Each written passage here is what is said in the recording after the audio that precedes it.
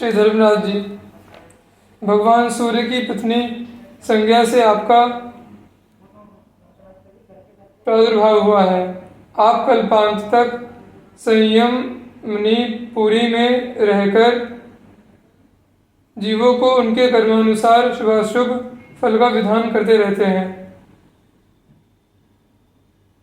ये पुण्यात्मा लोगों को धर्मराज के रूप में बड़े सौम्य और पापात्मा जीवों को यमराज के रूप में भयंकर दिखते हैं।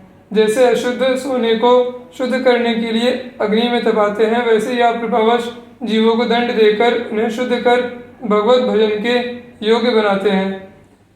भगवान के मंगलमय नाम की महिमा का वर्णन करते हुए श्री धर्मराज जी अपने दूत से कहते हैं कि नामोच्चारण महात्म्यम हरे पश्यत पुत्र कहा अजामिलोपि येनैव मृत्यु पाशादमुच्यत एतावता लमघ निर्हरणाय पुंसां संकीर्तनं भगवतो गुणकर्म नाम्नां विकृष्य पुत्र मघवान यद जामिलोपि नारायणति म्रियमाण इयाय मुक्तिम। श्रीमद् भागवत 6:3-23-24। अर्थात प्रिय दूतों, भगवान के नामोच्चारण की महिमा तो देखो। अजामिल जैसा पापी भी एक बार नामोच्चारण करने मात्र से मृत्यु पाश से छुटकारा पा गया। भगवान के गुण लीला और नामों का भली भांति कीर्तन मनुष्यों के पापों का सर्वथा विनाश कर दे।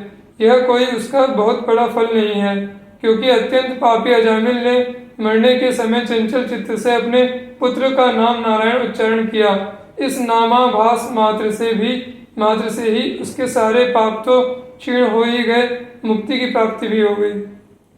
पुनश्च ते देव सिद्ध परिगीत पवित्र गाथा ये साधवः समदृशो भगवत प्रपन्नः तान नोपसीदत हरेर्गदया भिगुप्तान नैषाम वयम न च वयः प्रभवाम दंडे। श्रीमद् भागवत 6:3-27।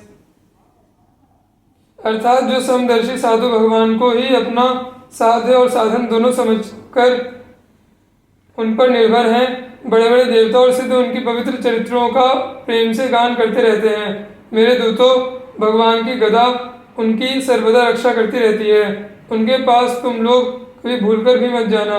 उन्हें दंड देने की सामर्थ्य ना हम में है और ना साक्षात काल में ही।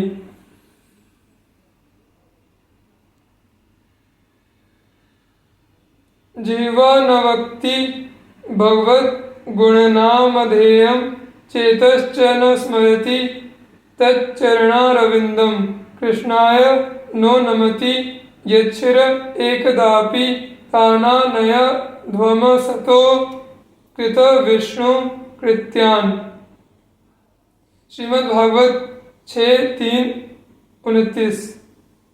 अर्थात जिनकी जीभ भगवान के गुणों और नामों का उच्चारण नहीं करती, जिनका चित्त उनके चरणारविंदों का चिंतन नहीं करता और जिनका सिर एक बार भी भगवान श्री कृष्ण के चरणों में नहीं झुकता, उन भगवत सेवा विमुख पापियों को ही मेरे पास लाया करो।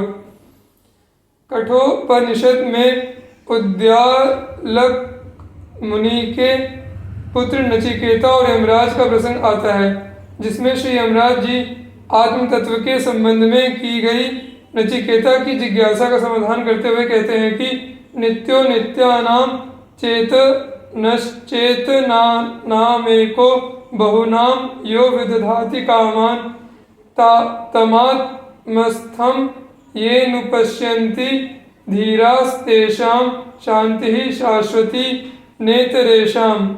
अर्थात जो नित्यों का भी नित्य है, चेतनों का भी चेतन है और अकेला ही इन अनेक जीवों की कामनाओं का विधान करता है, उस अपने अंदर रहने वाले पुरुषोत्तम को ज्ञानी निरंतर देखते रहते हैं। उन्हीं को सदा अटल रहने वाली शांति प्राप्त होती है, दूसरों को नहीं। नायमात्मा प्रवचनेन लभ्यो न मेधया न बहुना श्रुतेन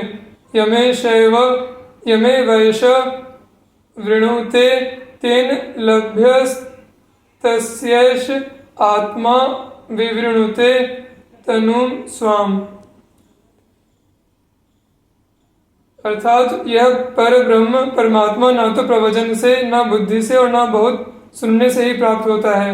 जिसको यह स्वीकार कर लेता है उसके द्वारा ही प्राप्त किया जा सकता है, क्योंकि यह परमात्मा उसके लिए अपने यथार्थ स्वरूप को प्रकट कर देता है।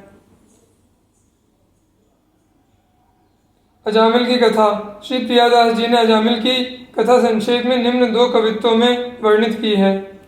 धर्यो पितु मातु नाम अजामेल, साचो भयो भयो अजामेल, तिया छूटी शुभ जात की, कियो मदपान सो सयान, गही दूरी डार्यो गार्यो, तनुवाही सोजो कीनो लैके पात की, करी परिहास काहू दुष्ट ने पठाए, साधु आए घर देखी बुद्धि आई गई सात की, सेवा करी सावधान संतन रिझाए लियो, नारायण नाम धरो गर्भ बाल बात की, आई गयो काल मोह जाल में लपटी रहो, महाविकराल यम दूत सो दिखाइए, वो ही सुत नारायण नाम जो कृपा के दियो, लियो सो पुकारी सुर आरत सुनाइए, सुनत ही पार्षद आए वाही ठौर दौर, तोरी डारे पास कहो धर्म समुझाइए, हारे लय बिडारे जाई पति पै पुकारे कही,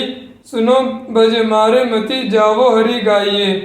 कवित्वों में वर्णित अजामिल की कथा का भाव इस प्रकार है। कन्नौज के आचार्यच्युत एवं जातिच्युत ब्राह्मण अजामिल ने कुलटा दासी को पत्नी बना लिया था। न्याय अन्याय से जैसे भी धन मिले वैसे प्राप्त करना और उस दासी को संतुष्ट करना ही उसका काम हो गया था। माता पिता की सेवा और अपनी विवाहिता साध्वी पत्नी का पालन भी कर्तव्य है, यह बात उसे सर्वथा भूल चुकी थी। उस कुलटा दासी से अजामिल के कई संतानें हुई। पहले का किया पुण्य सहायक हुआ, किसी सत्पुरुष का उपदेश काम कर गया। अपने सबसे छोटे पुत्र का नाम अजामिल ने नारायण रखा। बुढ़ापे की अंतिम संतान पर पिता का अपार मोह होता है। अजामिल के प्राण जैसे उस छोटे बालक में ही बसते थे। इसी मोहग्रस्त दशा में मृत्यु की घड़ी आ गई। यमराज के भयंकर दूत हाथों में पाश लिए आ धमके और अजामिल के सूक्ष्म शरीर को उन्होंने बांध लिया। उन विकराल दूतों को देखते ही भय से व्याकुल अजामिल ने पास में खेलते हुए अपने पुत्र को कातर स्वर में पुकारा, नारायण नारायण नारायण। एक मरणासन प्राणी की यह कातर पुकार सुनी भगवत पार्षदों ने और वे दौड़ पड़े। यमदूतों का पाश उन्होंने छिन्न भिन्न कर दिया। बेचारे यमदूत हक्के बक्के देखते रह गए। उनका ऐसा अपमान कहीं नहीं हुआ था। साहस करके वे भगवत पार्षदों से बोले, आप लोग कौन हैं? हम तो धर्मराज के सेवक हैं। उनकी आज्ञा से पापी को उनके समक्ष ले जाते हैं। आप हमें अपने कर्तव्य पालन से क्यों रोकते हैं? भगवत पार्षदों ने फटकार दिया, तुम धर्मराज के सेवक सही हो, किंतु तुम्हें धर्म का ज्ञान ही नहीं है। जानकर या अनजाने में ही जिसने भगवान नारायण का नाम ले लिया वह पापी रहा कहाँ? इस पुरुष ने पुत्र के बहाने सही नाम तो नारायण प्रभु का लिया है, फिर इसके पाप रहे कहाँ? तुम एक निष्पाप को कष्ट देने की धृष्टता मत करो। यमदूत क्या करते? वे अजामिल को छोड़कर यमलोक आ गए और अपने स्वामी के सम्मुख हाथ जोड़कर सारा वृत्तांत निवेदित किया।